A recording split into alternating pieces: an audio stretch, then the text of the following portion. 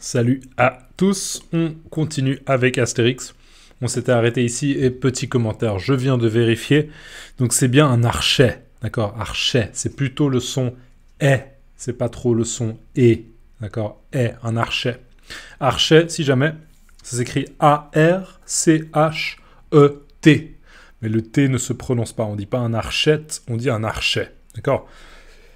Un archet, si je joue du violon, là, d'accord, je joue du violon, c'est la petite baguette que j'utilise. Donc, définition d'un archet, définition simple, c'est une baguette pour faire vibrer des cordes, d'accord. Par exemple, on utilise un archet pour jouer du violon, d'accord.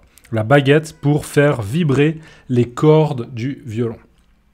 Voilà, donc on voit que les Gaulois commencent à danser sous les consignes du barde qui donne un petit peu les consignes pour la chorégraphie. Un pas à droite, un pas à gauche. D'accord ?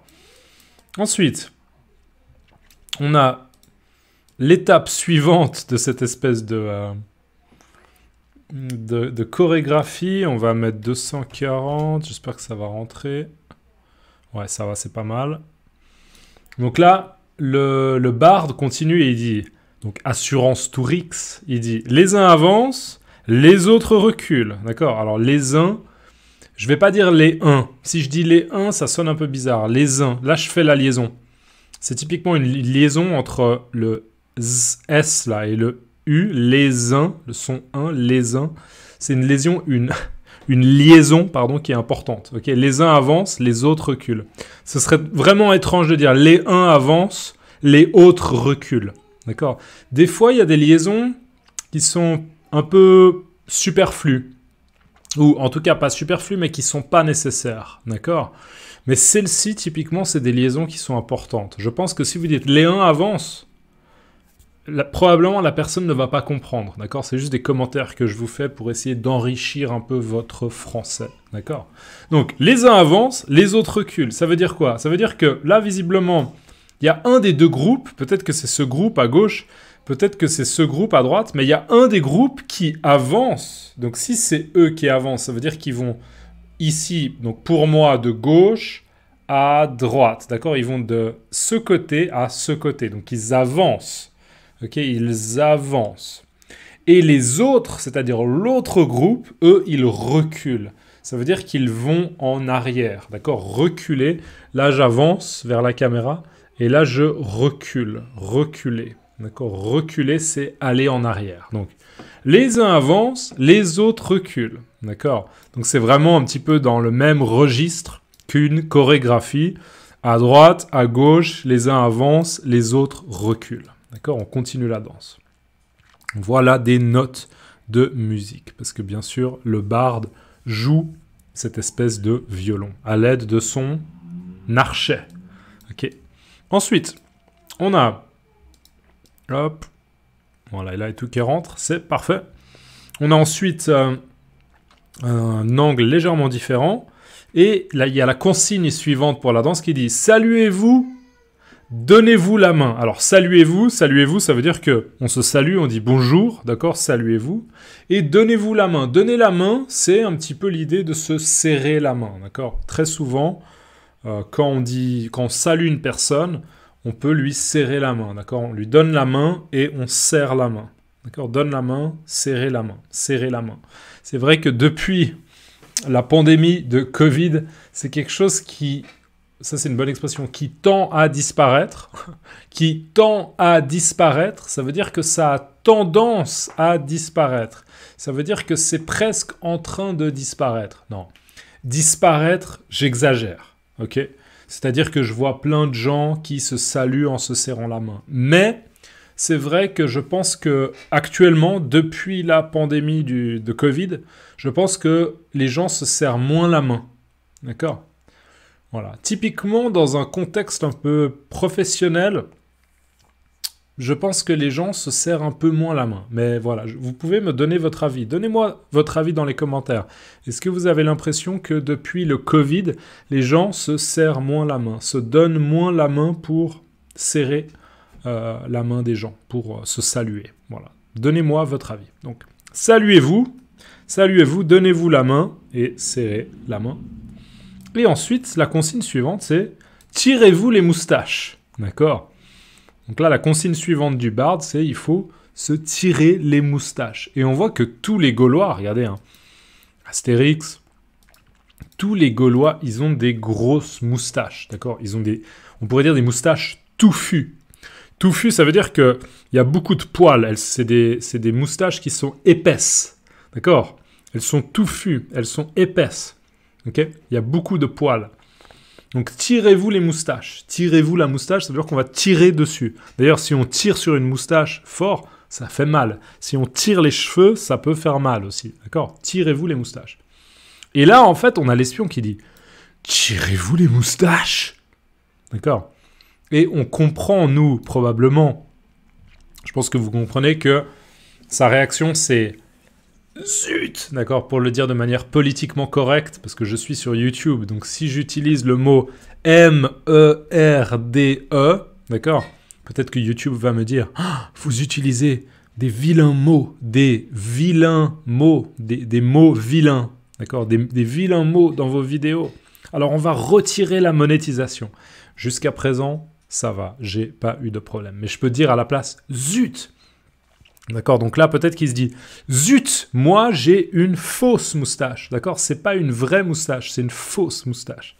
Donc, tirez-vous les moustaches. Là, on pourrait dire que l'espion rentre un peu en mode panique. Il se dit «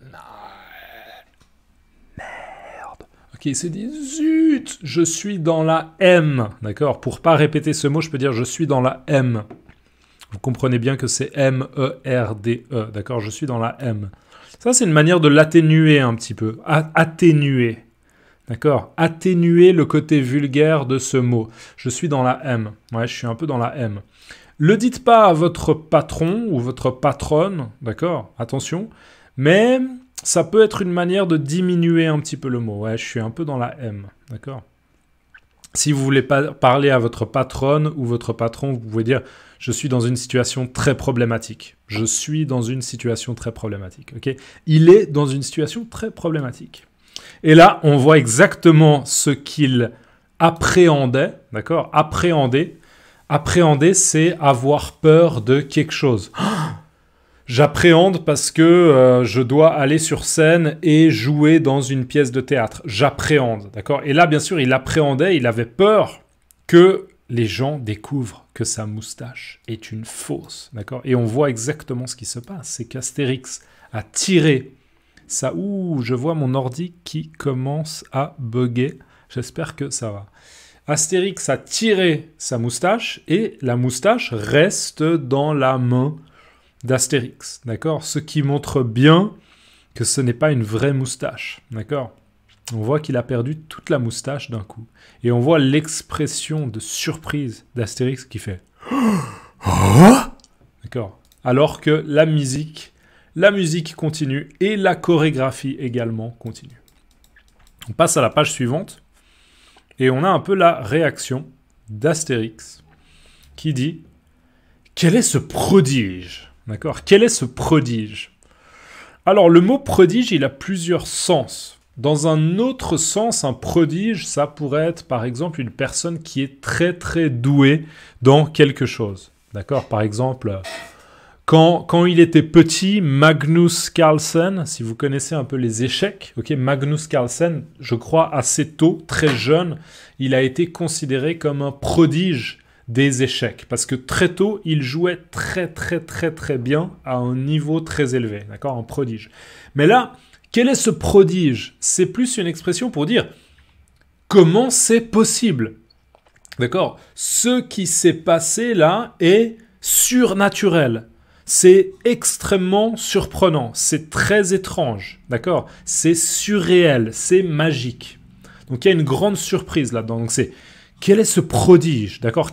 On pourrait presque dire quel est ce miracle? Quel est ce miracle? Quel est ce prodige, d'accord? Donc, quel est ce prodige? On voit qu'Astérix est très surpris. Et l'espion, lui, commence directement à transpirer. Hein. Si je zoome un coup, vous voyez bien que sa réaction est une réaction de stress. Aïe, aïe, aïe, aïe, aïe, il sait qu'il est dans la M, d'accord? Et là, on va dézoomer un peu pour voir l'entièreté de la vignette. Et on a Astérix qui tape un peu du pied. Vous voyez là, il tape du pied. D'accord, il tape du pied. Il tape du pied et il a l'air un peu impatient. Qu'est-ce que c'est que ça là? Tu as des choses à me dire. Tu as des choses à m'expliquer, d'accord? Tu me dois des explications. Il a un petit peu le langage non verbal, là, Astérix, de « Tu me dois des explications, toi, d'accord? Tu me dois des explications. » On va s'arrêter là, essayer de mettre cette expression dans les commentaires. « Tu me dois des explications. » D'accord? Et si jamais, vous pouvez aussi tout simplement mettre « prodige ». Mettez le mot prodige dans la vidéo. Ok, on continuera la prochaine fois. N'oubliez pas, s'il vous plaît, de liker la vidéo. D'accord, ça m'aide aussi. Et comme d'habitude, je remercie particulièrement toutes les personnes qui soutiennent la chaîne. Pas la chaîne, mais la chaîne. Patreon, YouTube, PayPal, Ko-fi. Merci beaucoup pour votre soutien. N'hésitez pas, les liens sont dans la description. À la prochaine. Ciao.